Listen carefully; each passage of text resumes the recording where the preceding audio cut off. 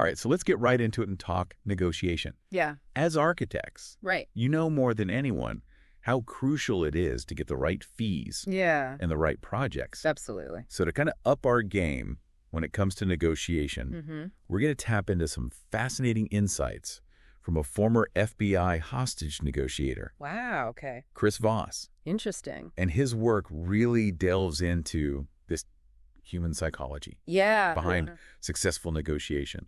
You know, it's really interesting because his approach is, it really kind of flips the script on those traditional, you know, hardball tactics that you see in negotiations. Right. It's not about that. It's more about creating a space where everyone feels heard and understood. Oh, that's great. Yeah. It sounds so much more collaborative. Yeah. And frankly, less stressful. Absolutely. Than like the, you know, the stereotypical negotiation. Exactly. One of the most surprising things he talks about is the power of no.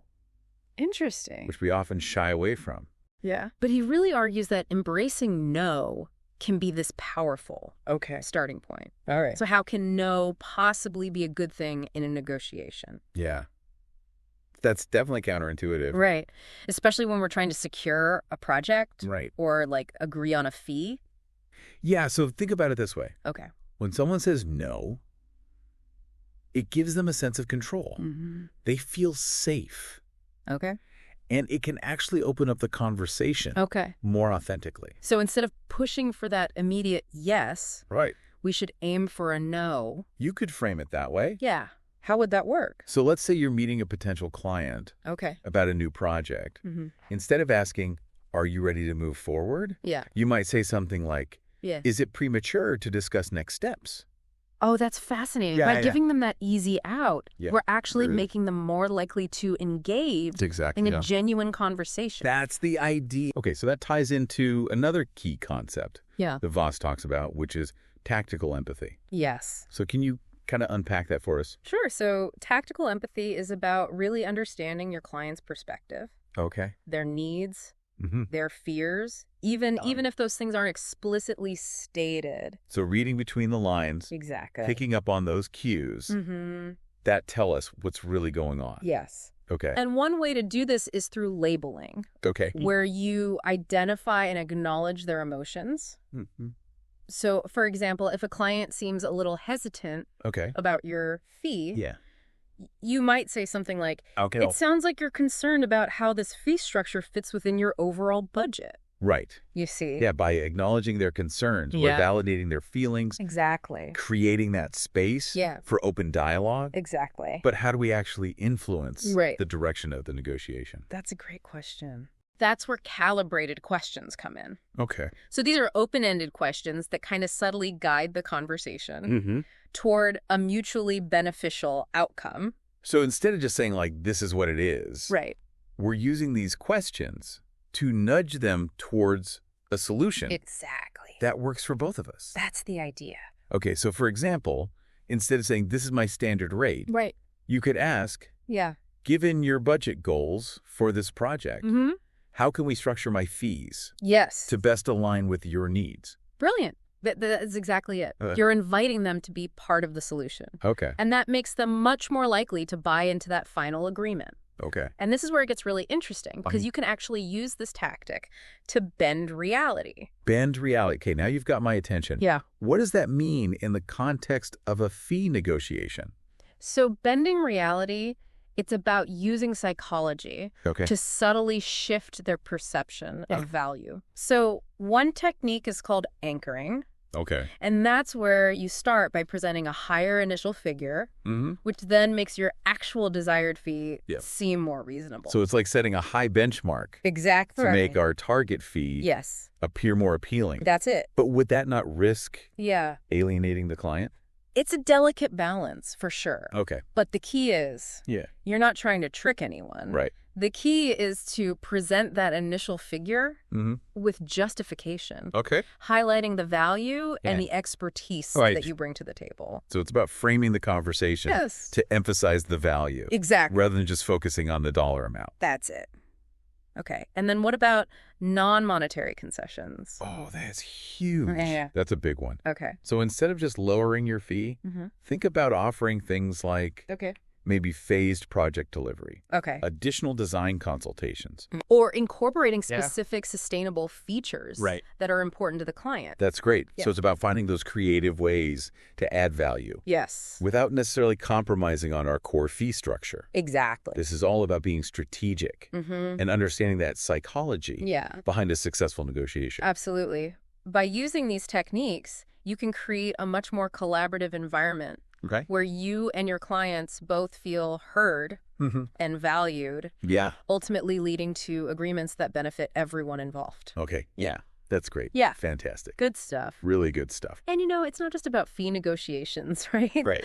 These techniques, you can use them for all sorts of situations. Yeah. Like contract discussions with contractors or even those challenging design reviews. That's a really good point. Yeah. It's like we're always negotiating. Always. Whether we realize it or not. But let's be honest, sometimes things can get a little heated. Oh, yeah. Even with the best techniques. Of course. So how do we handle those moments? Well, that's where Voss's hostage negotiation background really comes in handy. Okay. He emphasizes staying calm under pressure and using those calibrated questions. Voss also recommends something called an accusation audit. Yes, the accusation audit. Accusation audit. That sounds a little intense. It's not as scary as it sounds. Okay. It's basically listing all the potential criticisms or objections that the other side might raise and then addressing them head on.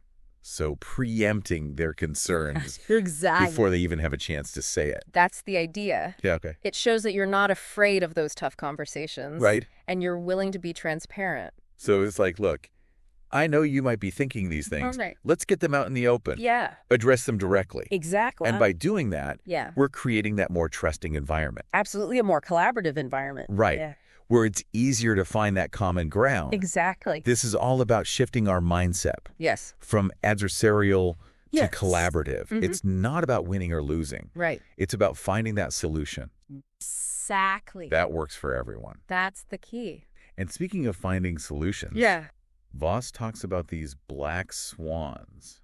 Yes, black swans. I'm intrigued. What are those? So black swans, think of them as those unexpected pieces of information that can totally change the game. They're like hidden gems that can give you an edge in the negotiation. So it's about being observant, listening closely, picking up on those clues. Exactly. That might reveal like a hidden opportunity. Exactly. A leverage point. Okay.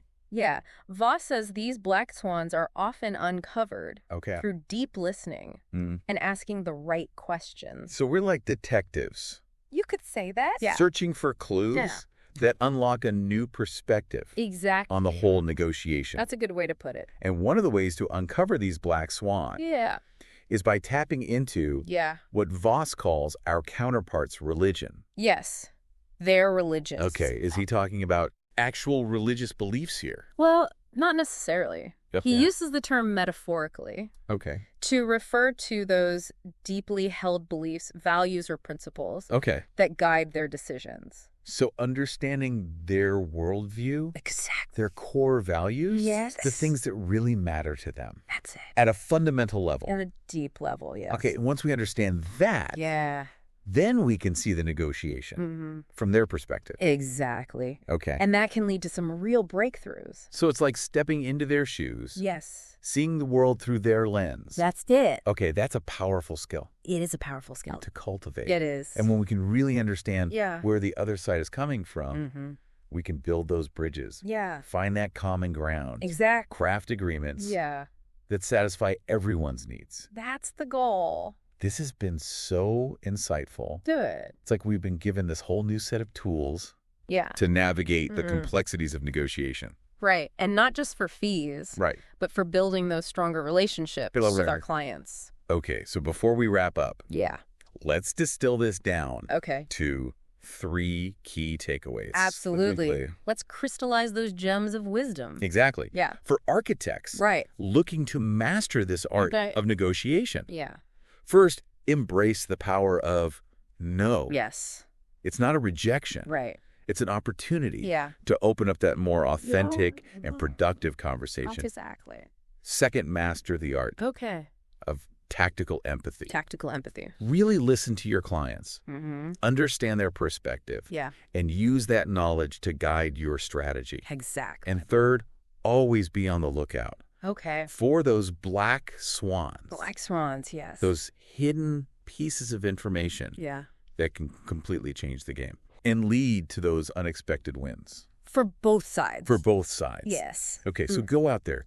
Practice these techniques. Right. And remember, negotiation is a skill. It is. That gets sharper with experience. Absolutely. The more you do it, the better you get at it. This has been an incredible deep dive into the world of negotiation. Good stuff. You know, it's amazing to me how these techniques drawn from hostage negotiation can be applied to something like discussing fees for a loft conversion or a new office building. Yeah, well, it all comes down to human psychology, right? It doesn't matter if you're dealing with, you know, a high-stakes hostage situation or a client who's hesitant about your design fee. The underlying principles are the same. Right. Building that rapport, understanding their motivations, finding those mutually beneficial solutions. It's all connected. Yeah. One thing that really stood out to me was this idea of understanding our own negotiation style. Oh, absolutely. You talked about those archetypes. Yes. The analyst, the accommodator, and the assertive. Right. So recognizing your own tendencies can be huge. Okay. For instance, if you tend to be an accommodator, always striving for that harmony, yeah, you might need to consciously practice being more assertive to protect your own interests. Right. And make sure you're getting compensated fairly. So it's about finding that sweet spot, that balance between being collaborative, but also being firm. Yes. When you need to be. Exactly. But how do we know when to push and when to pull back? Well, that's where experience and self-awareness come in. The more you practice these techniques, the better you'll get at reading the room. Right. Understanding the nuances. And adapting your approach. So it's like developing a sixth sense. You could say that, yeah. For negotiation, where you can kind of feel the ebb and flow of the conversation and adjust in real time. That's it. And speaking of tactics. Yeah. I love that idea of bending reality. Oh, yeah. Bending reality. Using things like anchoring. Yes. And highlighting that non-monetary value. Exactly. So it's all about framing the conversation to really emphasize that value you bring to the table. Right. Remember, you're not just selling a service. You're offering a solution. A vision. Right. A transformation of their space that meets their needs and aspirations. So we're painting that picture of what's possible. Exactly. Showcasing our expertise and creativity. That's it. And sometimes that value goes beyond just the dollars and cents. Absolutely. So those non-monetary concessions. Yes, those are huge. Can be so powerful. They can be. Like offering flexible payment terms that are tailored to their budget. Or maybe additional site visits to reassure them throughout the process. Or even incorporating sustainable design elements that align with your values. It's all about finding those creative levers that sweeten the deal without compromising your core fee. So it's about making the whole package irresistible. That's it. And it all comes back to that core principle of tactical empathy. Tactical empathy, yes. Understanding what really matters to our clients. That's the foundation of it all. Right. Putting yourself in their shoes. Seeing the project from their perspective, anticipating their needs and concern. And when we can do that, we build that trust. Absolutely. Create that collaborative environment. Yes. Pave the way for those agreements. That benefit everyone.